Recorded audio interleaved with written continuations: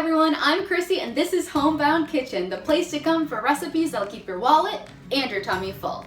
Today, we're making a delicious crock of French onion soup. I know, I'm excited too. So, French onion soup actually is a recipe that was invented a long time ago for, the poor class, because onions were abundant and all you needed was a little bread on top and a little cheese, and that was it. So we're gonna take some inspiration from that. I have options to make this recipe vegetarian/vegan or dairy-free if you substitute a dairy-free cheese on top and no butter. All right, let's get to work.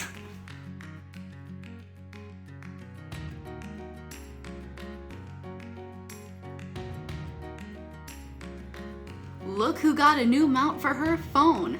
Ina Garden is shaking in her boots.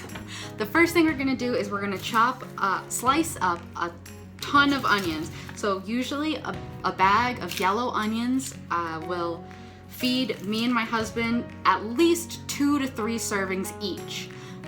So if you have a larger family or you just want to have extra leftovers, I would recommend doing 2 bags. And yellow onions are super important. They're gonna give you the best flavor. I'll show you guys how I cut my onions. So I start by cutting off the end, the tip, and the root. And then I go ahead and cut it right in half. And then you go ahead and peel off the skin. And a tip for you guys, if you get really teary when you're chopping onions, put them in the fridge or the freezer for a couple hours before you have to slice them up. That makes them a lot more manageable. So then I go lengthwise, and make sure you curl your fingers so that you don't cut yourself. And I have these nice little half circles. All right, y'all, once your onions are all chopped, you're going to put it into a hot pot with oil and a little bit of butter. Man overboard, oh lordy. Now, this might look like a lot of onions, but it's going to shrink down a lot. Like, you know how when you have spinach, you go and put like a huge amount of spinach and then you come back 2 seconds later and it's like half a teaspoon? That's similar to what's gonna happen here. Now you wanna cook this on low. You notice there's no like sizzling sound. That's intentional. These are gonna cook low and slow. I'm gonna say for an hour and a half to 2 hours.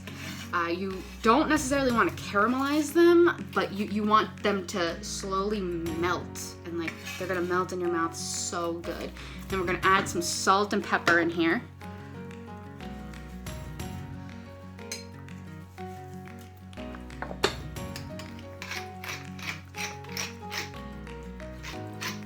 And we're gonna give it a good stir, and then we're going to wait for the magic to happen.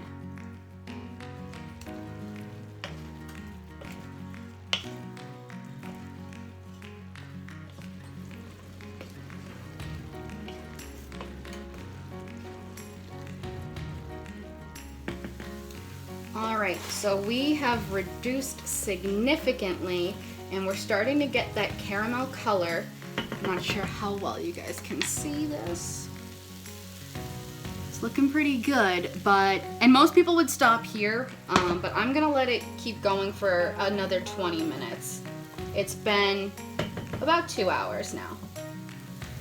All right, guys, it's been about another 10 to 15 minutes and we really have good color here. Let's see. It's nice and dark caramel brown. It smells really good. So the next thing we're gonna do is add a little bit of wine. Now there is some debate about whether red wine is better or if white wine is better, but I am using the Apothic Dark, because this is what we have in the house. And I'm gonna add enough to cover the bottom.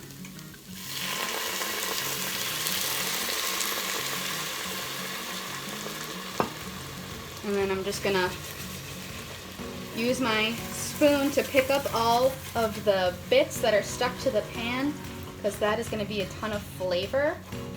Ooh, babe, it smells so good. And I am going to let that cook down for 5 to 10 minutes just to get all the alcohol out of there and get the flavor in. Oh no, how did that get there? All right, it's been a few minutes, so we are ready to add our broth. So normally a French onion soup is made with beef stock. I don't have any, so I am going to use the chicken stock that we made in the last video. If you didn't watch it, I'll put the link below. So this is just chicken stock, and I'm gonna add it in. And if you're a vegetarian or a vegan, you can substitute for vegetable stock.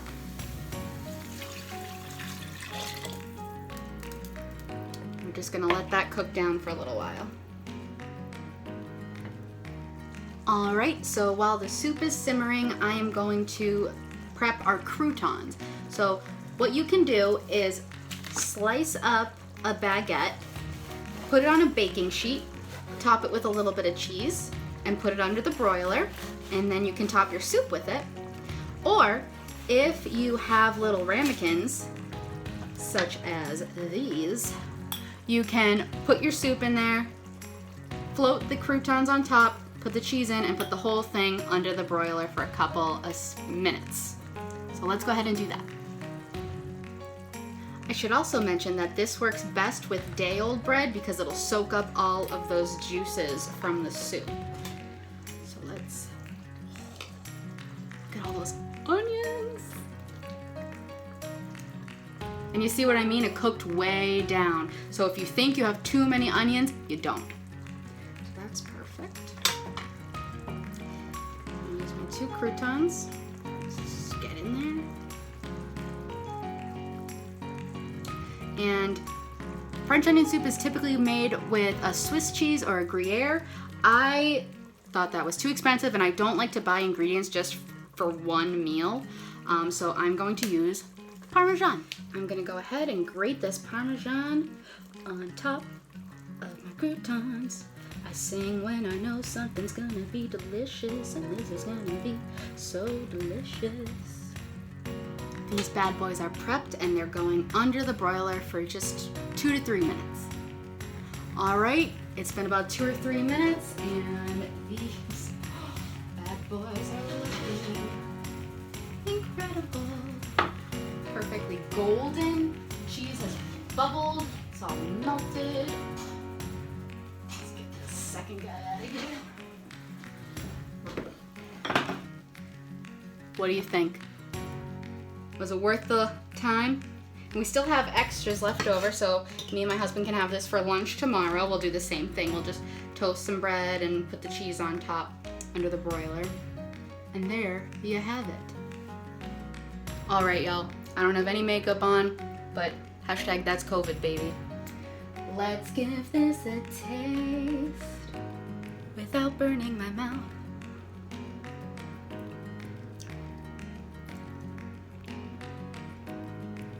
It's hot, but my God, it is so good. The onions are rich and have depth. The cheese, who doesn't love cheese? Cheese has a little crisp to it. I don't know about you guys, but I am out of here.